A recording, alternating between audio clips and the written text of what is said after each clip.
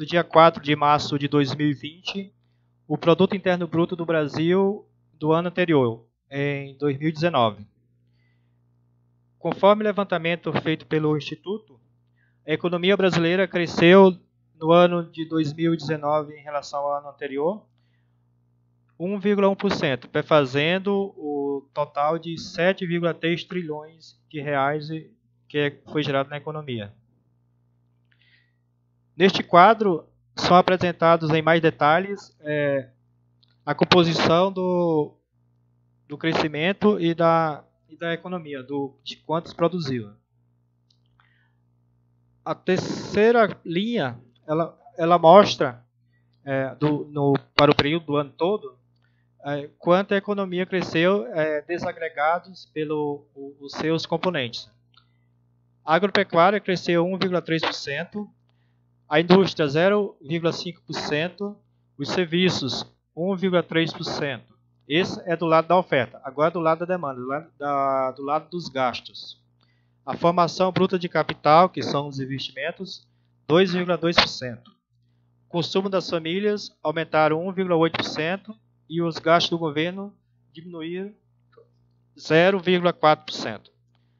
Na linha seguinte, a gente vê esses gastos ou essa produção em valores nominais, em reais. Né? Por exemplo, na linha seguinte, ela é relativa ao quarto trimestre, então não é tão relevante. Mais relevante a outra linha, que é sobre o ano todo. Aqui o PIB cresceu, produziu, na verdade, 7 trilhões e 257 bilhões de reais. Desse valor, 322 bilhões foram da agropecuária, 1,3 trilhão da indústria e 4,59 trilhões foi do serviço.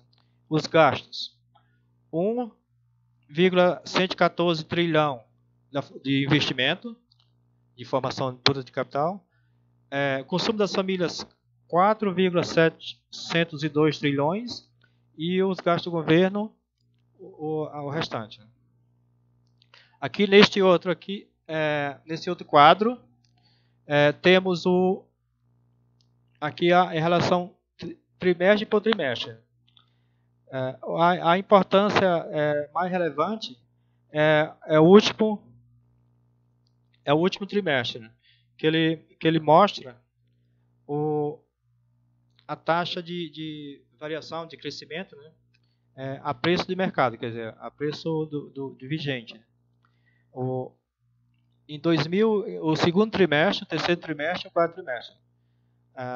Já ajustado dos ajustes sazonais. Né? É o valor correto mesmo, o valor que compõe o PIB. No segundo trimestre, teve um crescimento de 0,5%. No terceiro, 6,6%. E no quarto, e último, né, 0,5%. Aqui, pode-se observar que o primeiro trimestre, né, até março de 2019, o crescimento foi zero. A mesma coisa no último trimestre de 2018. Aqui se vê trimestre por trimestre. Se fosse teria crescido bem menos. Né? O problema é que em 2018 o segundo cresceu bastante. Aliás, segundo não, o quarto.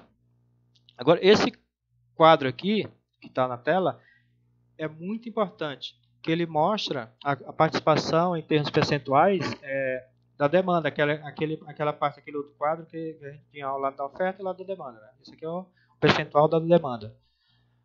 Ao longo de 2000 até 2019.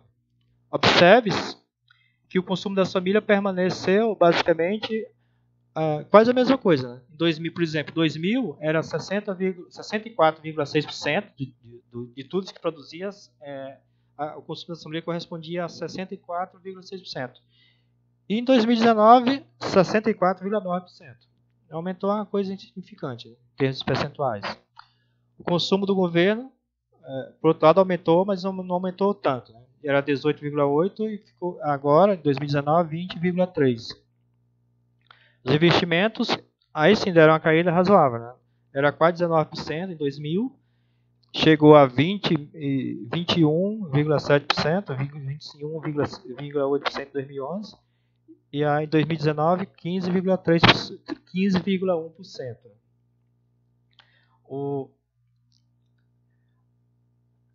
Agora, as exportações deram um aumento bastante razoável, né? 10,2% em 2000 e em 2019, 14,3%. As importações também deram uma crescida também, de 12,5% e passaram para 14,7%. Isso demonstra que teve uma variação, mas não variou muito, né? Então a economia cresce quase a mesma coisa.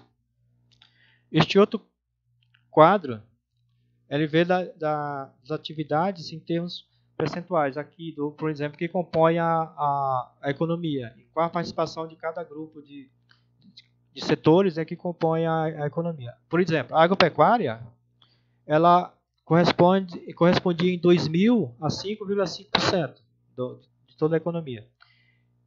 Em 2019, na verdade até diminuiu um pouco, né? Passou para 5,2%. A indústria de transformação, essa sim deu uma caída razoável. Em 2000 correspondia a 15,3% e em 2019 a 11% de tudo que produz no Brasil. A construção civil, a construção em geral, né, não só a construção civil, mas a construção em geral, essa sim deu uma queda muito significativa. Era 7% em 2000 e em 2019 passou para 1,3%. Caiu mais de 50%. Agora, os serviços, esses sim, cresceram de forma razoável, né? Era 67,7% no ano 2000 e em 2019 corresponde a 73,9% de toda a economia, do PIB, né? E aqui na sequência tem as áreas que compõem os serviços, né? Comércio, transporte, serviço de informática e outros, né? O que se tem aqui pode-se observar que o comércio, a participação do comércio cresceu significativamente, né?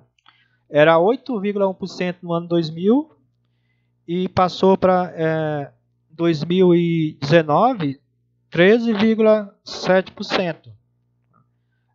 Mais do que 5 pontos percentuais, 5,5 pontos percentuais. Um crescimento muito significativo. Outro que cresceu bastante razoável, aliás, por outro lado, as atividades imobiliárias, né, por outro lado, deram uma diminuída, era 12,2% e passaram para 9,9%. É uma queda significativa. Nas outras áreas não se observa muita. Apenas a administração de saúde e a educação, né, essas tiveram um aumento razoável. Era 15,7% em 2000 e passou para 18% em 2019. Agora, esse gráfico que apresenta aqui na tela, ele é muito significativo. Ele mostra essa linha azul, que é o crescimento do PIB mesmo, que é divulgado. Essa linha amarela, ela corresponde ao PIB per capita, ou seja, é o PIB dividido pela população. Por exemplo, no ano de 2010, o PIB cresceu 7,5% e o PIB per capita, o PIB por pessoa, cresceu 6,5%. Quer dizer, é sempre abaixo, evidentemente, do crescimento da população, em razão que a população não é estagnada, ela cresce, tem uma taxa de crescimento. Então, o PIB tem que crescer para a população, PIB per capita aumentar, o PIB tem que aumentar mais do que a taxa de crescimento, né? Que atualmente é 1,1%, mais ou menos. E por exemplo, no ano da crise, ela cresceu, por exemplo, teve um decrescimento, ou seja, teve um déficit de 3,5%, né, uma recessão, e 3,3%, e aqui eles cresceram, diminuiu muito, né, PIB per capita.